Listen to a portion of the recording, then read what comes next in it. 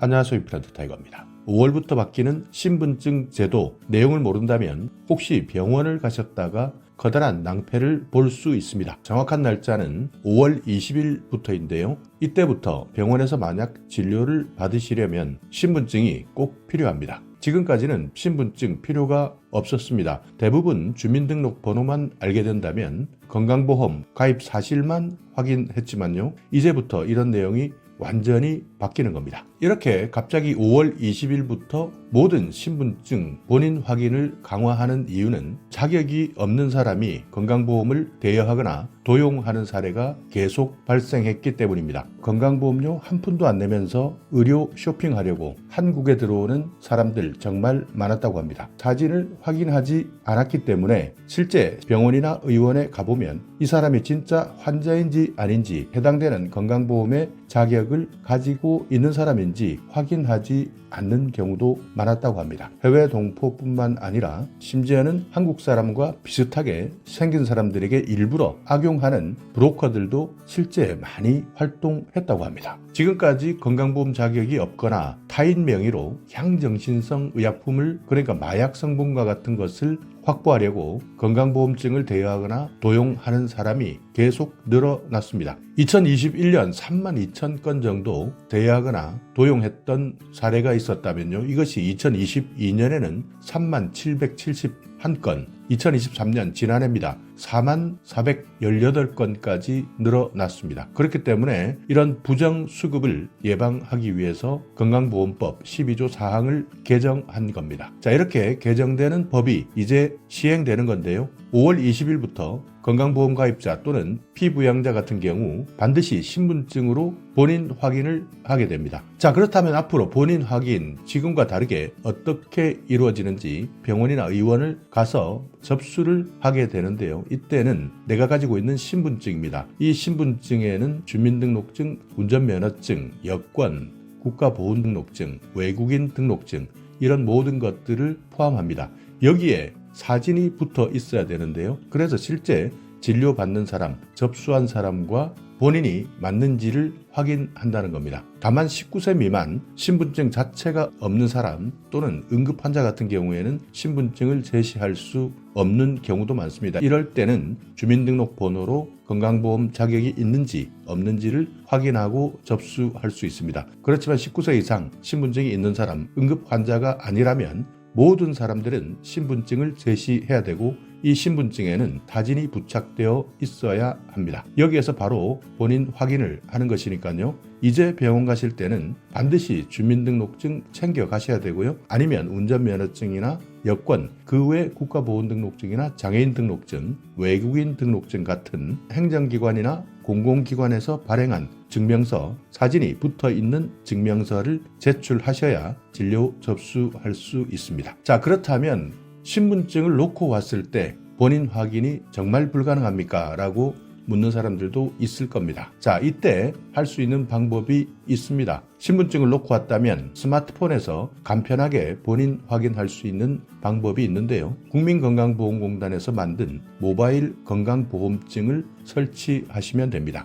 자, 그런데 어느 정도 나이가 있으신 분들 또는 스마트폰 활용이 불편한 사람, 이분들은 모바일 건강보험증 설치하는 것 어려울 수도 있습니다. 그렇기 때문에 가능하면 신분증은 항상 병원 갈 때 챙긴다 이렇게 생각하시고요. 만약 혹시 신분증을 놓고 왔다, 이때 집에 다시 다녀오는 것이 불안할 때는 해당 병원의 간호사나 의료 인력을 통해서 모바일 건강보험증을 설치하시면 됩니다. 모바일 건강보험증 설치하실 때는요, 삼성폰 쓰시는 분들 플레이스토어 들어가셔서 모바일 건강보험증을 검색한 다음 설치하시면 되고요. 아이폰 쓰시는 분들은 앱스토어에 들어가셔서 설치하시면 됩니다. 물론 여기에서는 설치한 다음 본인 인증 수단도 선택해서 인증하셔야 되고 비밀번호를 설정하거나 생체 인증, 지문 같은 인증 정보도 등록해야 됩니다. 이렇게 해야 건강보험증 조회가 가능하고 자격 확인도 가능하기 때문에 이렇게 모바일 건강보험증 설치할 때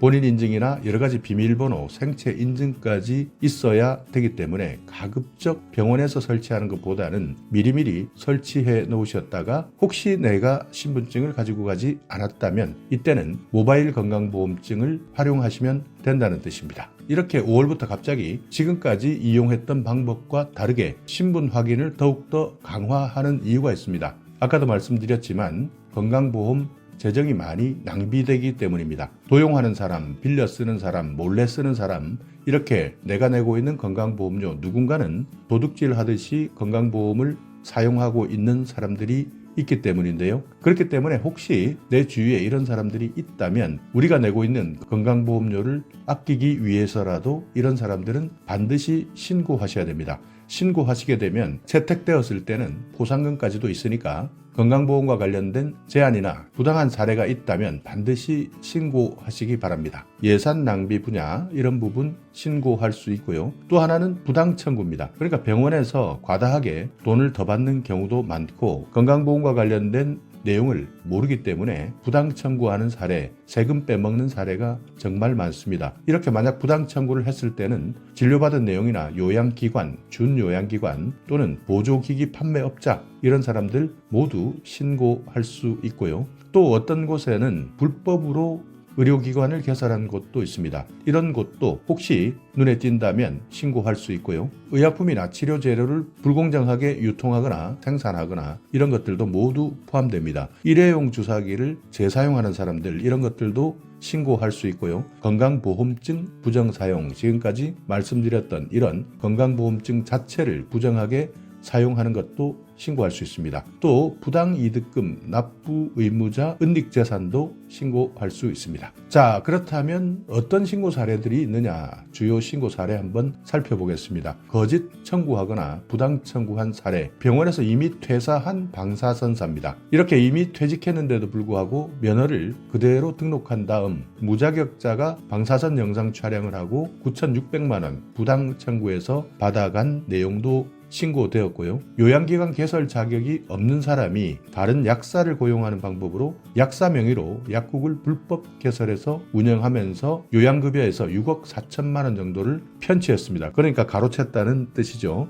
그리고 건강보험증 부정사용 같은 경우는 친구 건강보험을 도용해서 진료받은 것이 확인되었는데요. 부담금 330만 원을 환수받았던 겁니다. 자, 그렇다면 신고할 때 어떻게 신고하느냐? 국민건강보험 홈페이지에 들어가셔서 민원여기요 재정지킴이 신고센터라는 곳이 있습니다. 이곳 홈페이지를 들어가셔서 신청하시면 됩니다. 자, 포상금, 예산 낭비 같은 경우에 신고해서 채택되었다. 건당 3천만 원 범위 내에서 받을 수 있고요. 부당 청구, 불법 개설 기관, 건강보험증 부정사용, 부당 이득금, 납부 의무자, 은닉재산 신고, 요양기관 종사자 같은 경우에는 최고 20억까지 포상금이 있고요. 일반인 같은 경우에는 최고 500만 원까지 포상금이 있습니다. 그렇기 때문에 이런 부당 청구부터 부당 이득금, 은닉재산 같은 경우에는 요양기관에 혹시 근무하시는 분들이라면 최고 20억까지 신고 포상금을 받을 수 있기 때문에 이 내용도 체크해 두시기 바랍니다. 의약품이나